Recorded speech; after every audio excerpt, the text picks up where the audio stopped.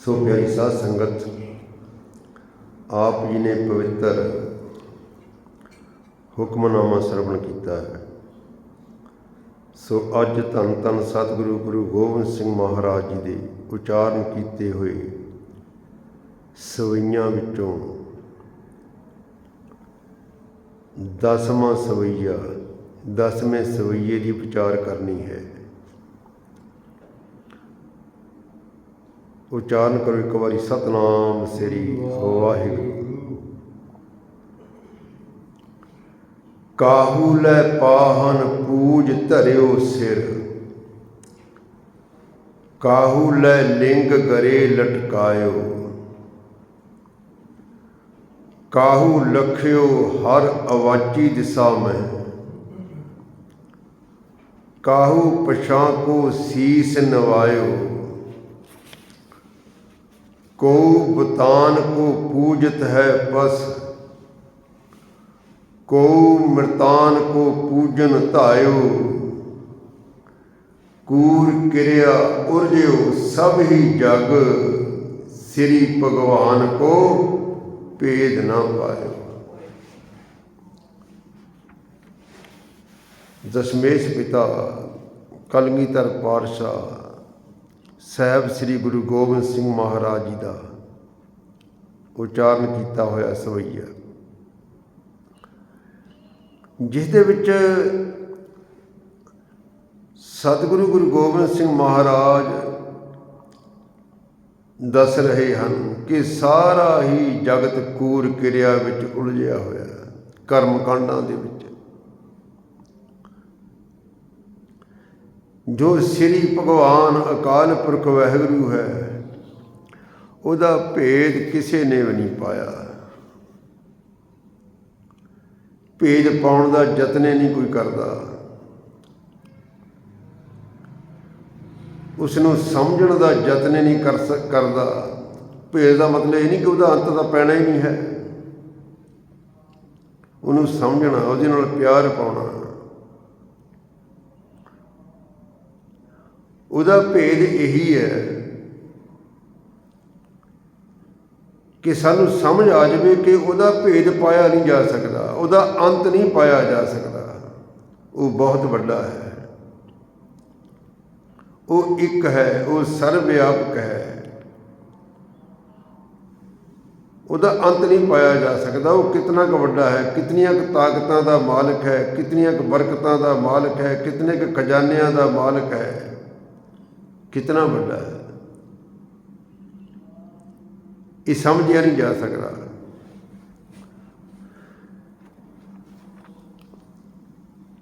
सतगुरु जी कहते हैं सारा जगत कूर क्रिया विच उलझिया होया है, कर्म कांडां विच फसिया होया है, अपनी मन मर्जी दे नाल पूजा कर रहा है, उस रब नूं समझण दा यतन नहीं कर रहा। उसनूं किवें समझिया जा सकता? गुरु ही समझा सकता, गुरु की बाणी नूं ही समझण दा यतन नहीं करता। सतगुरु जी इस पवित्र बचनां दे राहीं जो समझाउंदे हन, कहंदे काहू लै पाहन पूज धरियो सिर, काहू लै लिंग गरे लटकायो। कोई तो पत्थरां की पूजा कर रहा है, काहू लै पाहन पूज धरियो सिर, कोई सालग्राम की पूजा करता है, पत्थर की पूजा, कि पत्थर है, पत्थर की पूजा की जाती है। सालग्राम कहने हैं, सालग्राम की पूजा करता है। सालग्राम की पूजा विष्णु की पूजा है, लोग विष्णु की पूजा करते हैं, पत्थर की पूजा करते हैं। कहते काहू ले लिंग गरे लटकायो, कई शिवलिंग की पूजा करते हैं, शिवलिंग की पूजा है शिव जी की पूजा। कोई शिवलिंग अपने गल विच लटकाई फिरदा है, कोई पत्थर नूं सिर ते धरी फिरदा है, ਭਾਵ ਪੱਥਰ ਦੀ ਪੂਜਾ ਕਰ ਰਿਹਾ ਹੈ, ਵਿਸ਼ਨੂੰ ਦੀ ਪੂਜਾ ਕਰ ਰਿਹਾ ਹੈ। ਇਸ ਤਰੀਕੇ ਨਾਲ ਪੂਜਾ ਕਰਦੇ ਹਾਂ। ਜਿਵੇਂ ਕਿ ਸਤਿਗੁਰੂ ਜੀ ਦਾ ਫਰਮਾਨ ਹੈ, ਕਬੀਰ ਠਾਕਰ ਪੂਜੈ ਮੋਲ ਲਏ, ਮਨ ਹਠ ਤੀਰਥ ਜਾਏ। ਬੇਅੰਤ ਲੋਕ ਹਨ, ਠਾਕਰ ਦੀ ਮੂਰਤੀ ਖਰੀਦ ਲੈਂਦੇ ਹਨ, ਮੁੱਲ ਲੈਂਦੇ ਹਨ, ਮੁੱਲ ਲੈ ਕੇ ਨਾ ਮੂਰਤੀ, ਫਿਰ ਉਹਦੀ ਪੂਜਾ ਕਰਦੇ। ਭਗਤ ਕਬੀਰ ਸਾਹਿਬ ਜੀ ਦਾ ਫਰਮਾਨ ਹੈ ਗੁਰਬਾਣੀ ਦੇ ਵਿੱਚ, ਕਬੀਰ ਠਾਕਰ ਪੂਜੈ ਮੋਲ ਲਏ। ਠਾਕਰ ਸਮਝ ਕੇ ਠਾਕਰ ਦੀ ਮੂਰਤੀ, ਪੱਥਰ ਦੀ ਮੂਰਤੀ ਖਰੀਦਦੇ ਹਨ, ਫਿਰ ਉਹਦੀ ਉਹ ਪੂਜਾ ਕਰੀ ਜਾਂਦੇ। ਮਨ ਹਠ ਤੀਰਥ ਜਾਹੇ, ਮਨ ਦੇ ਹੱਠ ਨਾਲ ਤੀਰਥਾਂ 'ਤੇ ਇਸ਼ਨਾਨ ਕਰਦੇ ਫਿਰੀ ਜਾਂਦੇ। ਆਪਣੇ ਮਨ ਦੇ ਹੱਠ ਨਾਲ ਬੇਅੰਤ ਤੀਰਥਾਂ 'ਤੇ ਇਸ਼ਨਾਨ ਕਰਦੇ ਹਨ। ਭਗਤ ਕਬੀਰ ਸਾਹਿਬ ਜੀ ਕਹਿੰਦੇ, ਦੇਖਾ ਦੇਖੀ ਸਵਾਂਗ ਧਰ, ਭੂਲੇ ਭਟਕਾਂ ਖਾਹੇ। ਕਹਿੰਦੇ ਕੈਸੀ ਪੂਜਾ ਹੈ, ਇੱਕ ਦੂਜੇ ਨੂੰ ਦੇਖ ਦੇਖ ਕੇ, ਇੱਕ ਦੂਜੇ ਨੂੰ ਦੇਖ ਕੇ ਸਵਾਂਗ ਧਰੀ ਜਾਂਦੇ ਹਨ, ਇੱਕ ਦੂਜੇ ਦੀ ਨਕਲ ਕਰਦੇ ਹਨ।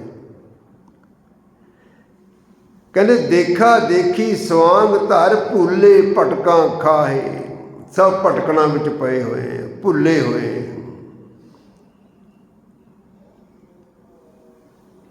ਫਿਰ ਅੱਗੇ ਇੱਕ ਹੋਰ ਸ਼ਲੋਕ ਵਿੱਚ ਕਹਿੰਦੇ ਹਨ ਭਗਤ ਕਬੀਰ ਸਾਹਿਬ ਜੀ, ਕਹਿੰਦੇ ਕਬੀਰ ਪਾਹਨ ਪਰਮੇਸ਼ਰ ਕੀਆ।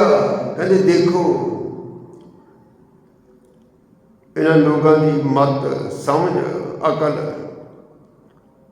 ਠਾਕਰ ਨੂੰ ਹੀ ਪਰਮੇਸ਼ਰ ਬਣਾ ਲਿਆ, ਭਾਵ ਪੱਥਰ ਨੂੰ ਹੀ ਪਰਮੇਸ਼ਰ ਬਣਾ ਲਿਆ। ਕੈਸੀ ਪੂਜਾ ਹੈ। ਲੋਕ ਆਪੇ ਸਮਾਜ ਬਣਾ ਲੈਂਦੇ ਹਨ, ਆਪ ਹੀ ਪੱਥਰ ਦੀ ਮੂਰਤੀ ਬਣਾ ਕੇ ਆਪ ਹੀ ਪੂਜਣਾ ਸ਼ੁਰੂ ਕਰ ਦਿੰਦੇ ਹਨ। ਕੈਸੀ ਸਮਝ ਹੈ ਲੋਕਾਂ ਦੀ।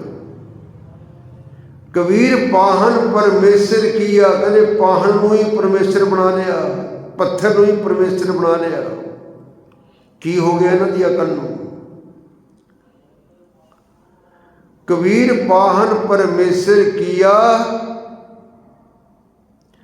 ਪੂਜੈ ਸਭ ਸੰਸਾਰ। ਸਾਰਾ ਸੰਸਾਰ ਪੱਥਰਾਂ ਨੂੰ ਹੀ ਪੂਜਣ ਲੱਗ ਪਿਆ।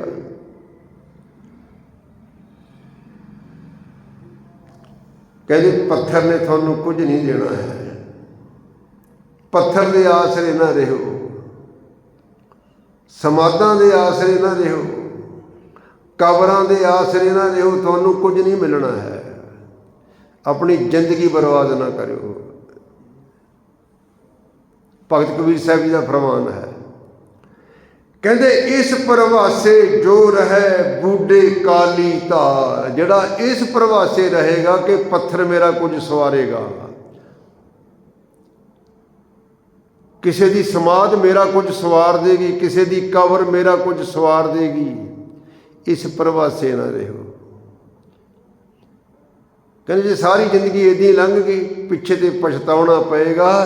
ਕਹਿੰਦੇ ਜਿਹੜਾ ਇਸ ਪ੍ਰਵਾਸੇ ਰਹਿਣਗੇ, ਕਹਿੰਦੇ ਬੂਢੇ ਕਾਲੀ ਧਾਰ, ਉਹ ਡੂੰਘੇ ਪਾਣੀ ਦੇ ਵਿੱਚ ਡੁੱਬ ਜਾਣਗੇ ਅਖੀਰ ਨੂੰ। ਹੁਣ ਸਾਡੀ ਮਰਜ਼ੀ, ਅਸੀਂ ਡੁੱਬਣਾ ਕਿ ਤਰਨਾ। ਕਾਲੀ ਧਾਰ, ਕਾਲੀ ਧਾਰ ਕਾਹਤੇ? ਜਿੱਥੇ ਪਾਣੀ ਜ਼ਿਆਦਾ ਹੁੰਦਾ ਨਾ, ਡੂੰਘਾ ਹੁੰਦਾ, ਉਹ ਪਾਣੀ ਕਾਲਾ ਲੱਗਣ ਲੱਗ ਜਾਂਦਾ।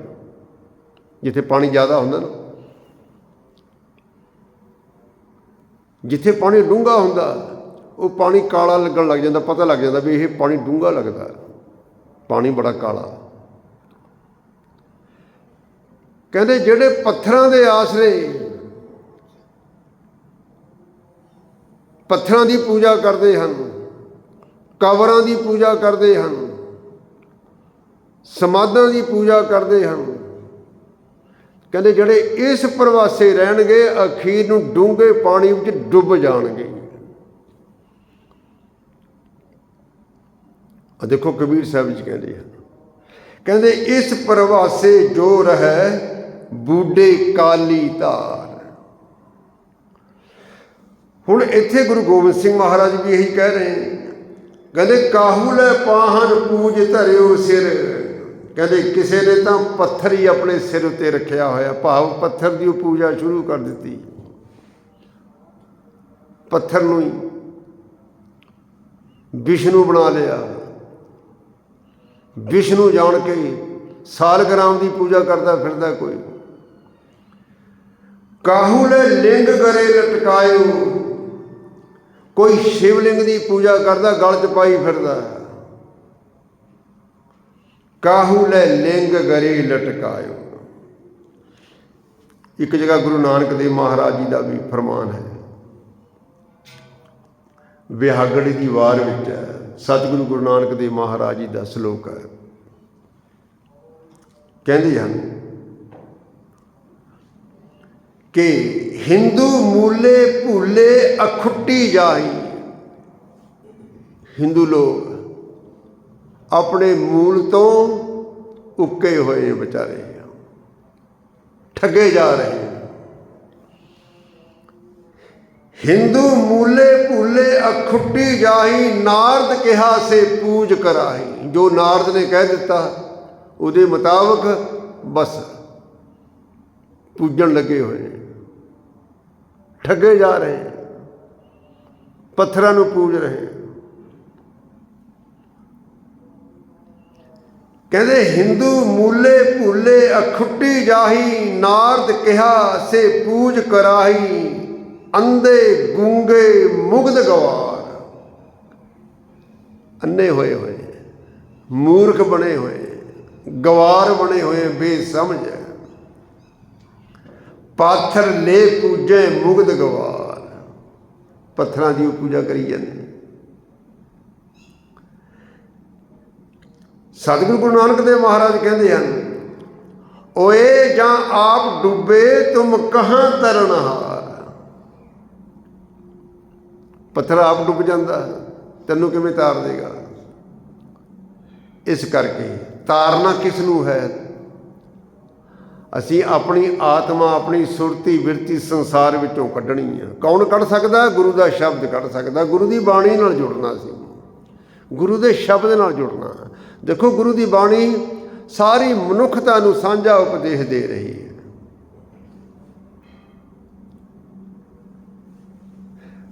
ਹੁਣ ਦੇਖੋ, ਕਾਹੂ ਲੈ ਪਾਹਨ ਪੂਜ ਧਰਿਓ ਸਿਰ, ਕਾਹੂ ਲੈ ਲਿੰਗ ਗਰੇ ਲਟਕਾਇਓ। ਅਗਲੀਆਂ ਪੰਕਤੀਆਂ ਦੇਖੋ, ਕਹਿੰਦੇ ਕਾਹੂ ਲਖਿਓ ਹਰ ਅਵਾਚੀ ਦਿਸ਼ਾ ਮੈਂ।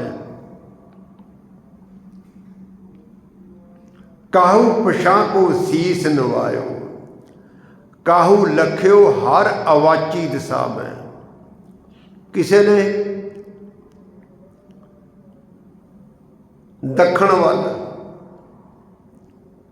ਦੱਖਣ ਦਿਸ਼ਾ ਵੱਲ ਰੱਬ ਮਿਥਲਿਆ ਕਿ ਦੱਖਣ ਵੱਲ ਜਗਨਨਾਥ, ਉੱਧਰ ਨੂੰ ਨਮਸਕਾਰਾਂ ਕਰਦੇ ਹਨ। ਹਿੰਦੂਆਂ ਦੀ ਇਹ ਮੰਨਤ ਹੈ। ਭਗਤ ਕਬੀਰ ਸਾਹਿਬ ਜੀ ਦਾ ਵੀ ਇੱਕ ਸ਼ਬਦ ਆਉਂਦਾ ਹੈ। ਭਗਤ ਕਬੀਰ ਸਾਹਿਬ ਜੀ ਕਹਿੰਦੇ ਹਨ, ਦੱਖਣ ਦੇਸ ਹਰੀ ਕਾ ਬਾਸਾ, ਪੱਛਮ ਅੱਲਾ ਮਕਾਮਾ। ਹਰੀ ਦਾ ਵਾਸ, ਹਰੀ ਦਾ ਨਿਵਾਸ, ਰੱਬ ਦਾ ਨਿਵਾਸ ਦੱਖਣ ਵਿੱਚ ਹੈ। ਹਿੰਦੂਆਂ ਦੀ ਇਹ ਮੰਨਤ ਹੈ। ਜਗਨਨਾਥ ਭਗਤ ਕਬੀਰ ਸਾਹਿਬ ਜੀ ਕਹਿੰਦੇ ਹਨ, ਕਹਿੰਦੇ ਦੱਖਣ ਦੇਸ ਹਰੀ ਕਾ ਬਾਸਾ। ਹਿੰਦੂ ਲੋਕ ਕਹਿੰਦੇ ਹਨ ਰੱਬ ਦੱਖਣ ਵਿੱਚ ਵਸਦਾ, ਹਰੀ। ਪੱਛਮ ਅੱਲਾ ਮਕਾਮਾ। ਜਿਹੜੇ ਮੁਸਲਮਾਨ ਹੈ, ਮੁਸਲਮਾਨਾਂ ਦਾ ਮੰਨਣਾ ਹੈ ਕਿ ਪੱਛਮ ਵਿੱਚ ਹੈ। ਉਹ ਪੱਛਮ ਵੱਲ ਨੂੰ ਨਵਾਜ਼ਾਂ ਪੜ੍ਹਦੇ, ਸਿਰ ਨਿਵਾਉਂਦੇ ਹਨ। ਦੇਖੋ ਦੋਹਾਂ ਨੂੰ ਸਮਝਾਉਂਦੇ। ਗੁਰੂ ਗ੍ਰੰਥ ਸਾਹਿਬ ਜੀ ਦੇ ਵਿੱਚ ਉਪਦੇਸ਼ ਸਾਰਿਆਂ ਲਈ ਹੈ। ਕਹਿੰਦੇ ਦੱਖਣ ਦੇਸ ਹਰੀ ਕਾ ਵਾਸਾ, ਪੱਛਮ ਅੱਲਾ ਮਕਾਮਾ। ਕਹਿੰਦੇ ਇਹ ਗੱਲ ਠੀਕ ਨਹੀਂ ਹੈ। ਦਿਲ ਮੈਂ ਖੋਜ ਦਿਲੇ ਦਿਲ ਖੋਜੋ, ਇਹੀ ਠੌਰ ਮੁਕਾਮਾ। ਅਸਲ ਰੱਬ ਰਾਮ ਅੱਲਾ ਵਾਹਿਗੁਰੂ ਸਭ ਦੇ ਦਿਲਾਂ ਵਿੱਚ ਵਸਦਾ। ਅੰਦਰ ਖੋਜੋ, ਦਿਲ ਦੇ ਵਿੱਚ, ਆਪਣੇ ਹਿਰਦੇ ਵਿੱਚ ਖੋਜੋ, ਉਹ ਕਿਤੇ ਨਹੀਂ ਹੈ। ਰੱਬ ਸਾਰਿਆਂ ਦੇ ਦਿਲਾਂ ਵਿੱਚ ਹੈ, ਆਪਣੇ ਅੰਦਰ ਲੱਭਣਾ। ਕਹਿੰਦੇ ਦਿਲ ਮੈਂ ਖੋਜ ਦਿਲੇ ਦਿਲ ਖੋਜੋ, ਇਹੀ ਠੌਰ ਮੁਕਾਮਾ। ਇਹੀ ਹੈ ਅਸਲ ਟਿਕਾਣਾ ਉਸ ਰੱਬ ਦਾ। ਰੱਬ ਅੱਲਾ ਇੱਕ ਹੈ, ਉਹ ਤਾਂ ਹਰ ਥਾਂ। ਉਹ ਕੇਵਲ ਕਿਤੇ ਮਸੀਤ ਵਿੱਚ ਨਹੀਂ ਬੈਠਾ, ਕਿਸੇ ਮੰਦਿਰ ਵਿੱਚ ਨਹੀਂ ਬੈਠਾ, ਕਿਸੇ ਗੁਰਦੁਆਰੇ ਵਿੱਚ ਨਹੀਂ ਬੈਠਾ, ਉਹ ਤਾਂ ਹਰ ਥਾਂ। ਇੱਥੇ ਤਾਂ ਅਸੀਂ ਸਮਝ ਲੈਣੀ ਹੈ, ਇਸ ਗੱਲ ਨੂੰ ਸਮਝਣਾ ਕਿ ਰੱਬ ਸਰਵ ਵਿਆਪਕ ਹੈ। ਹੁਣ ਰੱਬ ਕਿਤੇ ਗੁਰਦੁਆਰੇ ਵਿੱਚ ਥੋੜ੍ਹਾ, ਉਹ ਤਾਂ ਹਰ ਥਾਂ, ਹਰ ਇੱਕ ਦੇ ਨਾਲ ਹੈ, ਹਰ ਇੱਕ ਦੇ ਅੰਦਰ ਹੈ। ਇਸ ਗੱਲ ਨੂੰ ਸਮਝਣਾ ਹੈ।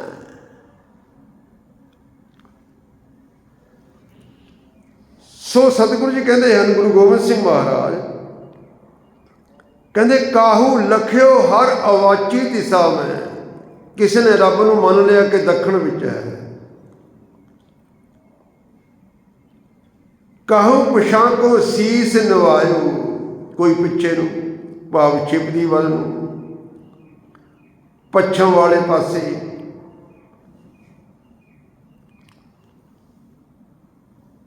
ਸਿਰ ਝੁਕਾਉਂਦੇ ਹਨ ਕਿ ਅੱਲਾ ਦਾ ਘਰ ਹੈ ਕਾਬਾ। ਕਾਬੇ ਨੂੰ ਰੱਬ ਦਾ ਘਰ ਸਮਝ ਕੇ, ਅੱਲਾ ਦਾ ਘਰ ਸਮਝ ਕੇ ਪੱਛਮ ਵੱਲ ਨੂੰ ਸਿਰ ਝੁਕਾਉਂਦੇ ਹਨ ਮੁਸਲਮਾਨ ਲੋਕ। ਹਿੰਦੂ ਲੋਕ ਦੱਖਣ ਵੱਲ ਨੂੰ। ਪਰ ਰੱਬ ਹਰ ਥਾਂ।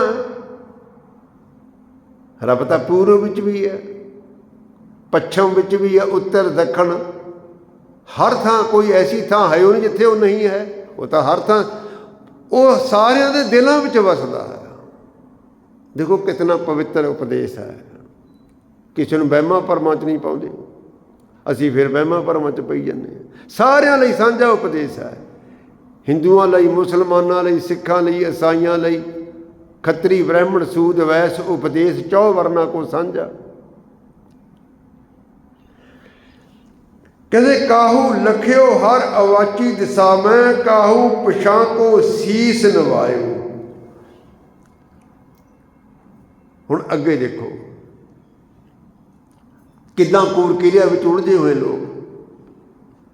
ਦੇਖੋ ਪਹਿਲੀ ਪੰਗਤੀ ਵਿੱਚ ਤਾਂ ਪੱਥਰਾਂ ਦੀ ਗੱਲ ਕੀਤੀ ਕਿ ਲੋਕ ਪੱਥਰਾਂ ਨੂੰ ਪੂਜਣਾ ਸ਼ੁਰੂ ਕਰ ਦਿੱਤੇ। ਉਹਨਾਂ ਲੋਕਾਂ ਦੀ ਕੈਸੀ ਅਕਲ ਹੋਏਗੀ ਜਿਹੜੇ ਆਪ ਹੀ ਸਮਾਧ ਬਣਾ ਲੈਂਦੇ, ਆਪ ਹੀ ਪੂਜਣਾ ਸ਼ੁਰੂ ਕਰ ਦਿੰਦੇ, ਆਪ ਸਮਾਧ ਬਣਾਉਂਦੇ, ਆਪ ਮੂਰਤੀ ਬਣਾ ਲੈਂਦੇ, ਆਪ ਬੁੱਤ ਬਣਾ ਲੈਂਦੇ, ਫਿਰ ਆਪੇ ਪੂਜਣਾ ਸ਼ੁਰੂ ਕਰ ਦਿੰਦੇ।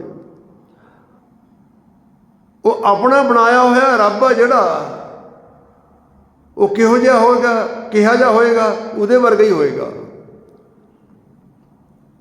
ਜਿਹਨੇ ਬਣਾਈ ਹੈ ਸਮਾਧ, ਜਿਹਨੇ ਬੁੱਤ ਬਣਾਇਆ, ਉਹ ਤੋਂ ਬੜਾ ਨਹੀਂ ਹੋ ਸਕਦਾ ਰੱਬ ਉਹਦਾ। ਪਰ ਉਹ ਜਿਹੜਾ ਅਸਲ ਰੱਬ ਹੈ ਉਹ ਕਿਸ ਨੇ ਬਣਾਇਆ? ਉਹ ਤਾਂ ਕਿਸੇ ਨੇ ਵੀ ਨਹੀਂ ਬਣਾਇਆ। ਉਹ ਤਾਂ ਆਪ ਹੀ ਨੇ ਆਪ ਸਾਜਿਓ, ਆਪ ਹੀ ਨੇ ਰਚਿਓ ਨਾਓ। ਉਹ ਤਾਂ ਆਪਣੇ ਆਪ ਤੋਂ ਆਪੇ ਹੈ, ਸਭ ਕੁਛ ਆਪੇ ਆਪ। ਉਹਦੀ ਪੂਜਾ ਕਰਨੀ ਆਪਾਂ ਨੇ, ਉਹਦੇ ਨਾਲ ਜੁੜਨਾ। ਉਹਦੇ ਨਾਲ ਕੌਣ ਜੋੜ ਸਕਦਾ? ਗੁਰੂ ਜੋੜ ਸਕਦਾ। ਹੁਣ ਦੇਖੋ ਅਗਲੀਆਂ ਪੰਗਤੀਆਂ। ਕਉ ਬਤਾਨ ਕੋ ਪੂਜਤ ਹੈ ਪਸ। ਇਹ ਸਵਈਏ ਤੁਸੀਂ ਪੜ੍ਹਦੇ ਨਿਤਨੇਮ ਕਰਨ ਵਾਲੇ। ਕਹਿੰਦੇ ਕਉ ਬਤਾਨ ਕੋ ਪੂਜਤ ਹੈ ਪਸ। ਪਸ ਪਸ਼ੂ ਬਿਰਤੀ ਵਾਲਾ ਮੂਰਖ, ਉਹ ਮੂਰਖ ਹੈ। ਹੁਣ ਪਸ਼ੂ ਨੂੰ ਕੀ ਸਮਝਾ ਸਕਦਾ ਕੋਈ? ਹਟਣਾ ਫੇਰ ਨਹੀਂ ਕਿਸੇ ਨੇ, ਜਿੰਨਾ ਮਰਜ਼ੀ ਪ੍ਰਚਾਰ ਹੋਈ ਜਾਵੇ। ਹੁਣ ਪਸ਼ੂ ਨੂੰ ਜਿੰਨਾ ਮਰਜ਼ੀ ਸਮਝਾਈ ਜਾਵੇ, ਪਸ਼ੂ ਸਮਝਦਾ ਕਿਤੇ? ਇਹ ਪਸ਼ੂ ਬਿਰਤੀ ਕਹਿ ਦਿੱਤੀ ਮਹਾਰਾਜ ਨੇ। ਪਸ਼ੂ ਨੂੰ ਜਿੰਨਾ ਮਰਜ਼ੀ ਸਮਝਾਈ ਜਾਓ, ਪਸ਼ੂ ਨੇ ਚੱਲਣਾ ਆਪਣੀ ਮਰਜ਼ੀ ਨਾਲ ਆ। ਕਿੰਨਾ ਪ੍ਰਚਾਰ ਹੋ ਰਿਹਾ,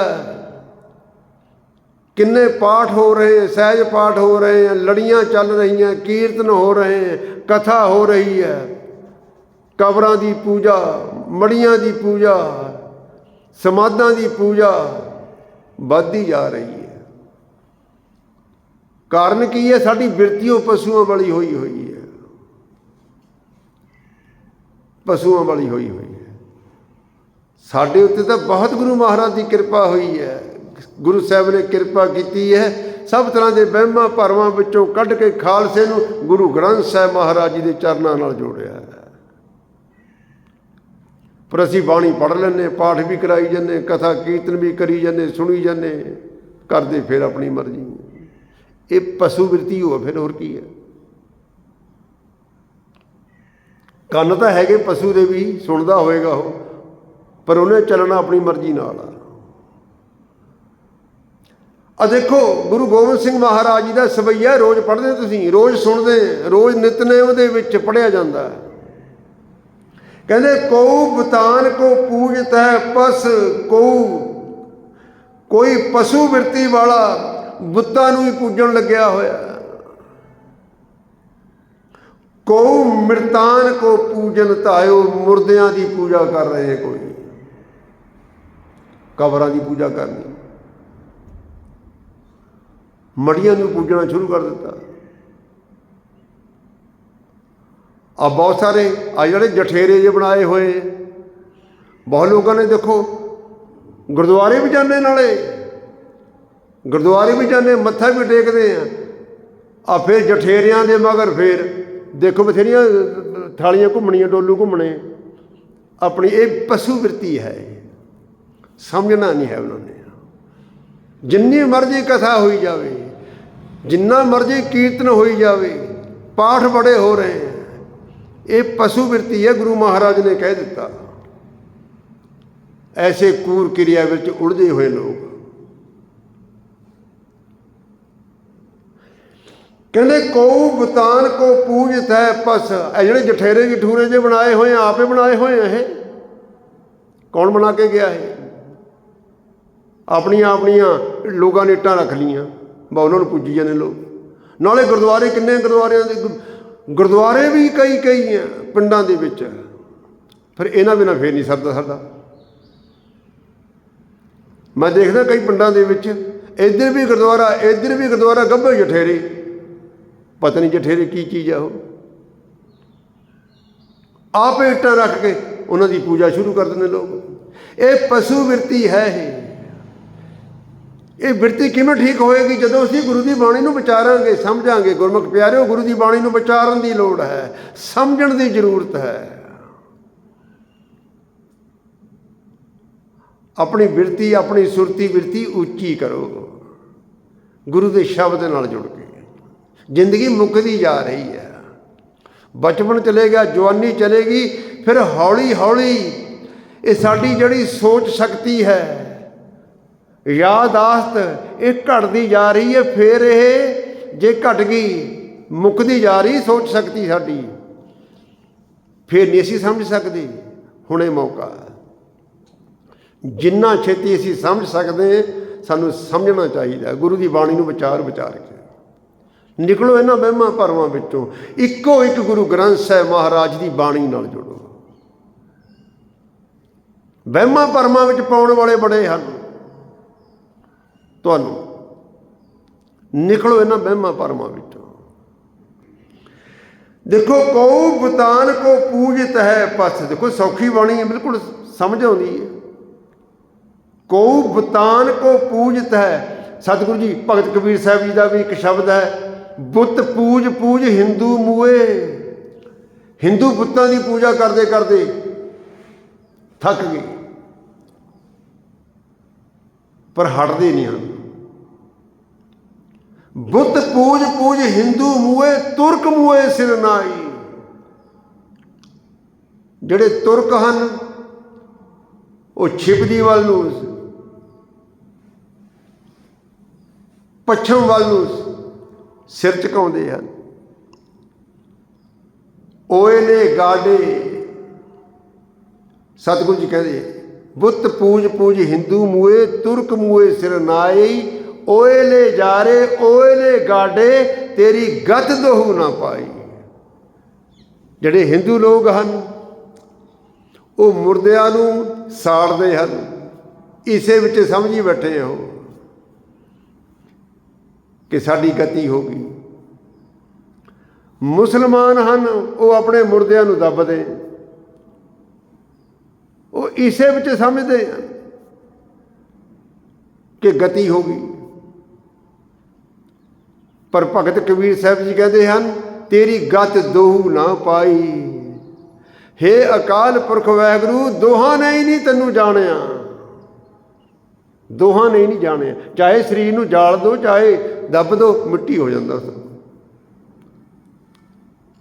ਪਰ ਜਿਹੜੀ ਆਤਮਾ ਦਾ ਸਰੀਰ ਵਿੱਚੋਂ ਨਿਕਲ ਗਈ। ਆਤਮਾ ਦੀ ਗਤੀ ਜਦ ਹੋਣੀ ਹੈ ਜਦੋਂ ਆਤਮਾ ਨੇ ਗੁਰੂ ਦੇ ਸ਼ਬਦ ਨਾਲ ਜੁੜ ਕੇ ਪਰਮਾਤਮਾ ਵਿੱਚ ਲੀਨ ਹੋਣਾ। ਕਹਿੰਦੇ ਹੇ ਅਕਾਲ ਪੁਰਖ ਵਾਹਿਗੁਰੂ, ਤੇਰੀ ਗਤੀ ਦੋਹਾਂ ਨੇ ਹੀ, ਤੇਰੇ ਬਾਰੇ ਦੋਹਾਂ ਨੇ ਹੀ ਨਹੀਂ ਤੈਨੂੰ ਸਮਝਿਆ। ਇੰਨੇ ਵਿੱਚ ਸਮਝੀ ਬੈਠੇ ਅਸੀਂ ਧਰਮੀ ਹਾਂ, ਅਸੀਂ ਮੁਰਦਿਆਂ ਨੂੰ ਸਾੜਦੇ, ਅਸੀਂ ਧਰਮੀ ਹਾਂ। ਅਸੀਂ ਮੁਰਦਿਆਂ ਨੂੰ ਦੱਬਦੇ ਹਾਂ, ਅਸੀਂ ਧਰਮੀ ਹਾਂ। ਅਸੀਂ ਪੱਛਮ ਵੱਲ ਨਮਾਜ਼ਾਂ ਕਰਦੇ ਹਾਂ, ਨਮਾਜ਼ਾਂ ਪੜ੍ਹਦੇ ਹਾਂ, ਅਸੀਂ ਧਰਮੀ ਹਾਂ। ਅਸੀਂ ਦੱਖਣ ਵੱਲ ਨੂੰ ਸਿਰ ਝੁਕਾਉਂਦੇ ਹਾਂ, ਅਸੀਂ ਧਰਮੀ ਹਾਂ। ਹਰ ਕੋਈ ਆਪਣੇ ਆਪ ਨੂੰ ਧਰਮੀ ਕਹਿ ਰਿਹਾ ਹੈ। ਕਹਿੰਦੇ ਕੋ ਮ੍ਰਿਤਾਨ ਕੋ ਪੂਜਨ ਧਾਇਓ, ਕੋਈ ਮੁਰਦਿਆਂ ਦੀ ਪੂਜਾ ਕਰ ਰਿਹਾ ਹੈ। ਹੁਣ ਆਖਰੀ ਪੰਕਤੀਆਂ ਦੇ ਵਿੱਚ ਸਤਿਗੁਰੂ ਜੀ ਕਹਿੰਦੇ ਹਨ, ਗੁਰੂ ਗੋਬਿੰਦ ਸਿੰਘ ਮਹਾਰਾਜ ਕਹਿੰਦੇ ਕੂਰ ਕਿਰਿਆ ਔਰ ਜਿਉ ਸਭ ਹੀ ਜਗ। ਇੱਕ ਦੀ ਨਹੀਂ ਗੱਲ ਕੀਤੀ, ਸਾਰੇ ਜਗਤ ਦੀ ਉਹ ਗੱਲ ਕੀਤੀ ਹੈ। ਕੂਰ ਕਿਰਿਆ ਉਰ ਜਿਉ ਸਭ ਹੀ ਜਗ, ਸਾਰਾ ਜਗਤ ਸ੍ਰੀ ਭਗਵਾਨ ਕੋ ਭੇਦ ਨਾ ਪਾਇਓ। ਪਰ ਕਿਸੇ ਨੇ ਵੀ ਉਸ ਪ੍ਰਭੂ ਦਾ ਭੇਦ ਨਹੀਂ ਪਾਇਆ, ਉਸ ਨੂੰ ਸਮਝਿਆ ਨਹੀਂ, ਉਸ ਨੂੰ ਜਾਣਿਆ ਨਹੀਂ ਹੈ, ਉਸ ਨੂੰ ਜਾਣਨ ਦੀ ਕੋਸ਼ਿਸ਼ ਨਹੀਂ ਆਪਾਂ ਕਰ ਰਹੇ। ਗੁਰੂ ਸਾਹਿਬ ਸਭ ਕੁਝ ਸਮਝਾ ਗਏ ਸਾਨੂੰ। ਜੋ ਮਨੁੱਖ ਗੁਰੂ ਦੀ ਬਾਣੀ ਨਾਲ ਡੂੰਘੀ ਸਾਂਝ ਪਾਉਂਦਾ, ਗੁਰੂ ਦੇ ਸ਼ਬਦ ਨਾਲ ਜੁੜਦਾ ਨਾ, ਉਹ ਸਭ ਤਰ੍ਹਾਂ ਦੀ ਪੂਜਾ ਛੱਡ ਦਿੰਦਾ। ਉਸ ਨੂੰ ਸਮਝ ਆ ਜਾਂਦੀ ਹੈ ਕਿ ਉਹੀ ਰਾਮ ਹੈ, ਉਹੀ ਅੱਲਾ ਹੈ, ਉਹੀ ਹਰੀ ਹੈ, ਉਹੀ ਗੋਬਿੰਦ ਹੈ। ਉਹਦੇ ਅੰਦਰੋਂ ਸਭ ਤਰ੍ਹਾਂ ਦੇ ਵਿਤਕਰੇ ਖਤਮ ਹੋ ਜਾਂਦੇ। ਕੌਣ ਹਿੰਦੂ, ਕੌਣ ਮੁਸਲਮਾਨ, ਕੌਣ ਸਿੱਖ, ਕੌਣ ਈਸਾਈ, ਖੱਤਰੀ, ਬ੍ਰਾਹਮਣ, ਸੂਦ, ਵੈਸ਼, ਇਹ ਸਭ ਤਰ੍ਹਾਂ ਦੇ ਵਿਤਕਰੇ ਖਤਮ ਹੋ ਜਾਂਦੇ। ਉਸ ਨੂੰ ਸਮਝ ਆ ਜਾਂਦੀ ਹੈ ਇਨਸਾਨੀਅਤ ਦੀ, ਕਿ ਸਾਰੇ ਇਨਸਾਨ ਏਕ ਨੂਰ ਤੇ ਸਭ ਜਗ ਉਪਜਿਆ, ਕੌਣ ਭਲੇ ਕੋ ਮੰਦੇ। ਅਵਲ ਅੱਲਾ ਨੂਰ ਉਪਾਇਆ, ਕੁਦਰਤ ਕੇ ਸਭ ਬੰਦੇ, ਏਕ ਨੂਰ ਤੇ ਸਭ ਜਗ ਉਪਜਿਆ, ਕੌਣ ਭਲੇ ਕੋ ਮੰਦੇ। ਉਹ ਫਿਰ ਸਾਰਿਆਂ ਦੇ ਵਿੱਚ ਉਸ ਇੱਕ ਨੂੰ ਪਛਾਣਦਾ। ਜਿਹੜਾ ਅੱਲਾ ਮੁਸਲਮਾਨ ਵਿੱਚ ਹੈ ਉਹੀ ਅੱਲਾ ਰਾਮ ਵਿੱਚ, ਹਿੰਦੂਆਂ ਵਿੱਚ ਵੀ ਉਹੀ ਸਾਡੇ ਵਿੱਚ ਹੈ, ਉਹੀ 84 ਲੱਖ ਜੂਨੀਆਂ ਦੇ ਵਿੱਚੋਂ ਤਾਂ ਕਣ ਕਣ ਦੇ ਵਿੱਚ ਹੈ। ਉਹੀ ਰਾਮ ਹੈ, ਉਹੀ ਹਰੀ ਹੈ, ਉਹੀ ਗੋਬਿੰਦ ਹੈ। ਉਹ ਤਾਂ ਇੱਕ ਹੈ, ਸਰਵ ਵਿਆਪਕ ਹੈ।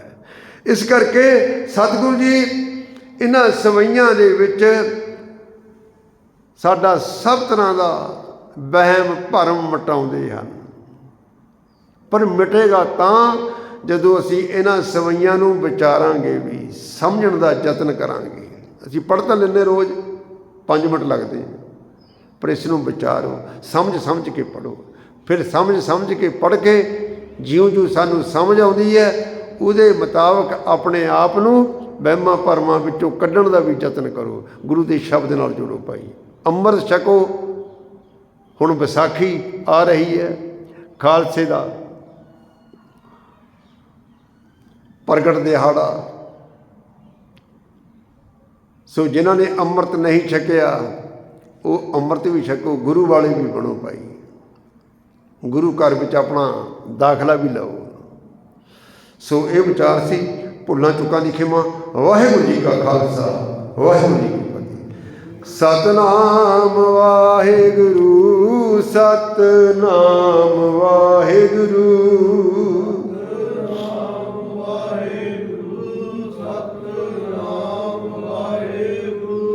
ਸਤਨਾਮ ਵਾਹਿਗੁਰੂ, ਸਤਨਾਮ ਵਾਹਿਗੁਰੂ,